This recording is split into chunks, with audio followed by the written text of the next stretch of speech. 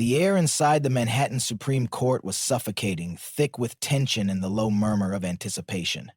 The gallery was packed. Reporters, law students, and high-profile spectators filled every seat, eager to witness what they assumed would be another routine case. At the defendant's table sat a middle-aged man in a tailored navy suit, his hands trembling slightly as he gripped the edge of the table. He had been accused of financial misconduct, a charge that, if proven, would ruin his career and his reputation forever. His public defender looked overwhelmed, barely keeping up as the prosecution fired off accusations like bullets. And then there was Barron Trump. Sitting quietly in the second row behind the defense, he didn't draw attention to himself. Yet. Dressed in a simple black suit, his posture was composed, his expression unreadable. To everyone in the room, he was just another law intern, a privileged kid from a famous family playing at legal work. But Barron was not here to observe. He was waiting, watching. At the front of the room, Judge Richard Holloway leaned back in his chair, peering down at the defendant like a lion toying with prey. He was infamous for his brutal rulings and razor-sharp tongue, but today his attention shifted elsewhere. His eyes landed on Barron, and a slow smirk curled at the corners of his lips. Well, well, the judge mused, his voice dripping with amusement. I see we have royalty in our courtroom today. A few chuckles rippled through the room. The prosecutor, Ethan Wallace, allowed himself a smirk. Barron remained silent, his fingers steepled beneath his chin. He had heard worse. I imagine you're here for extra credit, son, the judge continued, his tone mocking. Tell me, do you think sitting in a courtroom will teach you more than your family's lawyers already have? Another round of laughter. Even the bailiff cracked a grin. Barron finally lifted his gaze, his icy blue eyes locking onto Holloway's with a calm, almost eerie focus. I'm here, he said, voice smooth as glass, because justice doesn't belong to those who talk the loudest. The laughter died instantly. Holloway's smirk faltered for half a second before he scoffed. Well, let's see how your little justice holds up when the real attorneys get to work. He had no idea, because in just a few moments, the real battle was about to begin, and the so-called intern would leave the entire courtroom in shock. The courtroom was no longer just a place of law, it had become a battlefield. At the prosecution's table, Ethan Wallace adjusted his tie, exuding the confidence of a man who had already won. He was one of New York's most ruthless prosecutors, known for dismantling defendants with surgical precision. And today, he was about to make another example out of the man sitting at the defense table. He rose slowly, turning toward the jury with the ease of someone who had done this 1,000 times before. Ladies and gentlemen, he began, his voice smooth, almost hypnotic. The case before you is not complicated. It is not a mystery. It is not some grand conspiracy. He let the silence linger, his eyes sweeping over the jurors. This is about greed, about deception, about a man who thought he could outsmart the law. The defendant, Michael Reynolds, shifted in his seat. A former financial advisor, he had been accused of orchestrating a multi-million-dollar fraud scheme, charges that carried a devastating prison sentence. His face was pale, his breath shallow. He knew the odds were stacked against him. Wallace turned, stepping closer to the jury box. The evidence is overwhelming. The forensic reports, ironclad. The paper trail, crystal clear. Witnesses, more than enough to prove guilt beyond a reasonable doubt. He held up a thick folder, giving it a deliberate shake.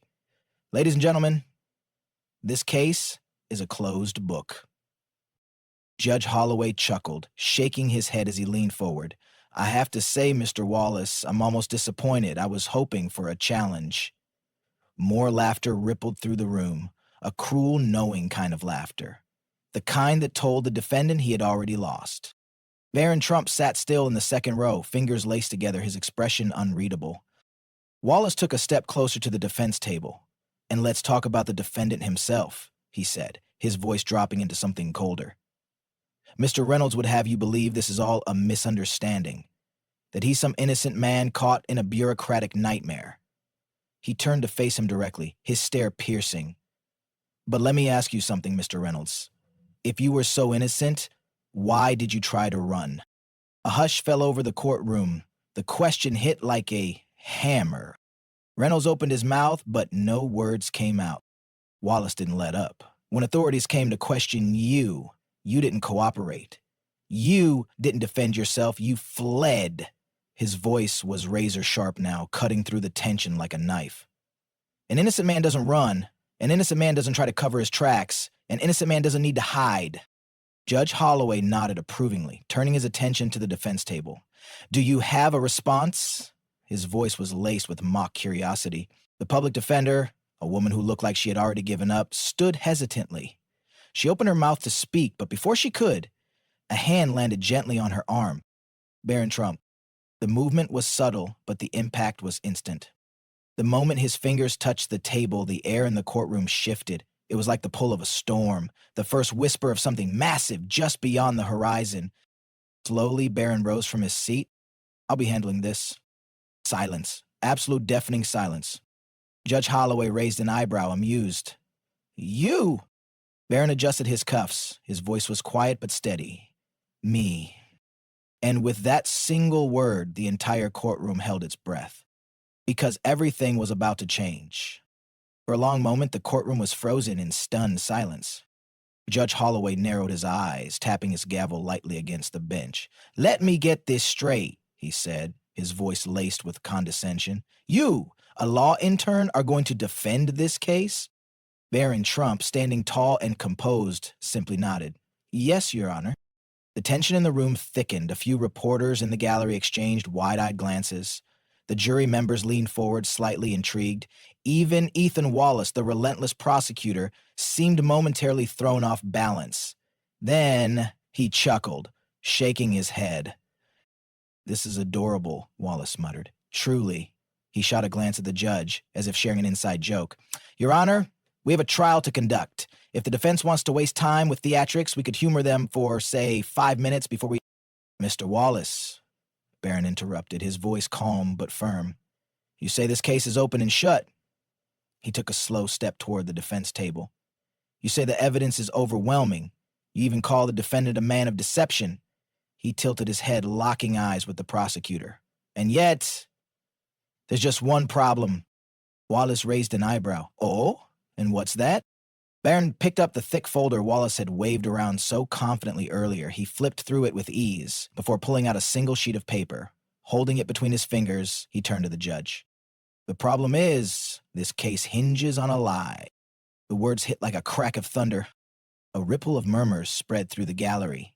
Judge Holloway's smirk faltered, replaced by something colder. Careful, Mr. Trump. That's a bold accusation. Barron met his gaze without hesitation. It's not an accusation, Your Honor. It's a fact. He turned back to Wallace. Tell me, Mr. Wallace, when you presented your ironclad forensic evidence, did you bother to verify the timestamps on the financial transactions? Because if you had, you would have noticed something interesting. Wallace's jaw clenched, but Barron wasn't done. You claimed my client's financial activity proved his guilt. But this document, he held up the paper, shows that the alleged fraudulent transaction occurred at 3:47 p.m. And yet, Barron pulled out another sheet, placing it beside the first one. According to this official security log, at that exact moment, my client was nowhere near a computer. He turned, gesturing to the courtroom screen as the bailiff displayed the evidence. He was being signed into his company's headquarters in person by a security officer who, I'm sure, would be happy to testify. The courtroom exploded in whispers. Wallace's smirk vanished, his hands tightening into fists. Judge Holloway's fingers gripped his gavel, his expression unreadable. Barron took a step forward, his voice unwavering. So tell me, Mr. Wallace, if my client was physically inside his office at the time of the crime, how could he have possibly committed?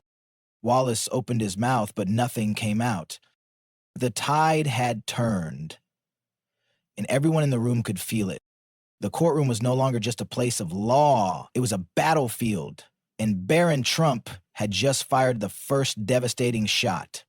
Silence hung thick in the air. The jury members were now leaning in, their eyes flickering between the prosecutor and the young law intern standing before them. Judge Holloway shifted in his seat, his earlier amusement replaced with something else, something dangerously close to uncertainty. Ethan Wallace, the once confident prosecutor, forced a chuckle, though it came out hollow. That's cute, he said, though his voice lacked its usual bite. You found a discrepancy in the logs, but let's be real here. Your client still had access. He could have easily arranged for someone else to execute the fraud while providing himself an alibi. Barron nodded slowly, as if he had anticipated this exact rebuttal. A good argument, he admitted. Then he lifted another document, except for one major problem. He turned toward the jury, his movements deliberate, commanding attention. The prosecution has painted my client as a mastermind, a man capable of orchestrating a sophisticated financial crime, but if that were true, wouldn't he have covered his tracks more carefully? Wouldn't he have ensured there were no conflicting timestamps? He let the question settle before continuing, his voice growing sharper. But let's put that aside for a moment. Let's talk about evidence, real evidence. The prosecution claims the defendant's login credentials were used to authorize the fraudulent transfer. But did they ever check how they were used? He turned to Wallace, whose face had darkened. Mr. Wallace, tell me, did your forensic team analyze the keystroke data from the financial system? Wallace hesitated. It was the briefest moment, but the jury saw it. Barron pressed forward. You didn't, did you? He tossed the folder onto the table, the papers fanning out like fallen dominoes. Because if you had, you would have realized that the credentials weren't typed in. They were auto-filled, meaning they were stored somewhere before they were used. A murmur spread through the courtroom. Now let me ask you this. Who stores someone else's login credentials? Barron's voice was razor sharp now. A hacker, a person with access to my client's system.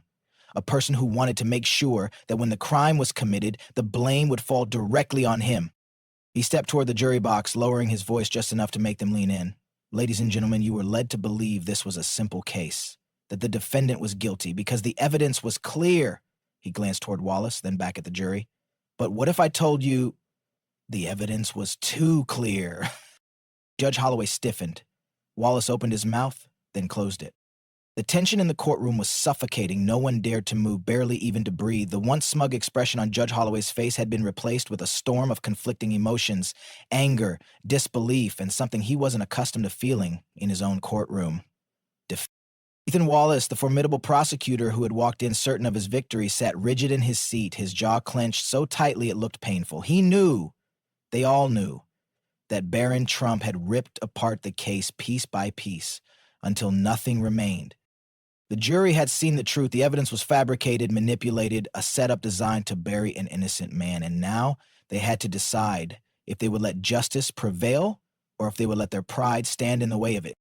The foreman rose, a single sheet of paper trembling slightly in his hands.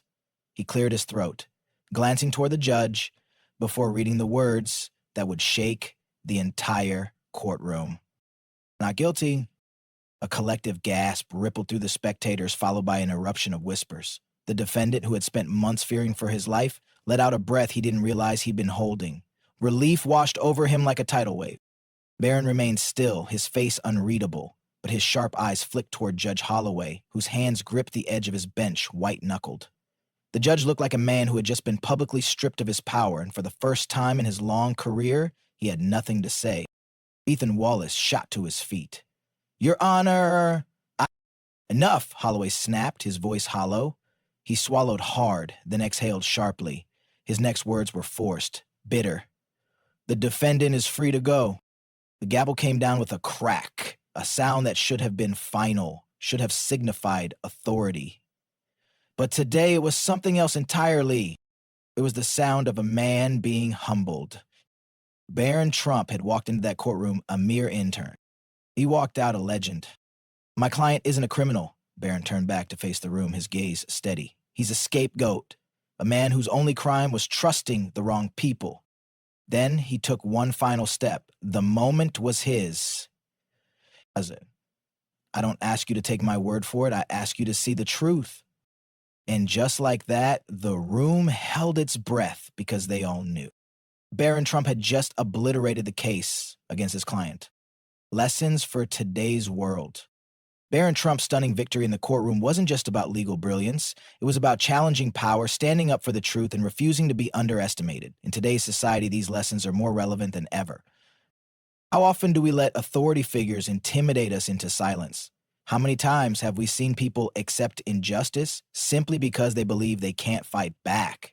The truth is, knowledge is power, confidence is a weapon, and persistence can break barriers. In a world where people are quick to judge, where social status and appearances often dictate respect, it's crucial to remember that true strength comes from within. It's not about where you come from, it's about how prepared you are when the moment demands it. So ask yourself, have you ever felt dismissed or underestimated? How do you respond when someone tries to silence or belittle you? If you were in Barron's position, would you have had the courage to stand up? Drop your thoughts in the comments below. What's the biggest lesson from this story that resonates with you? Let's start a conversation.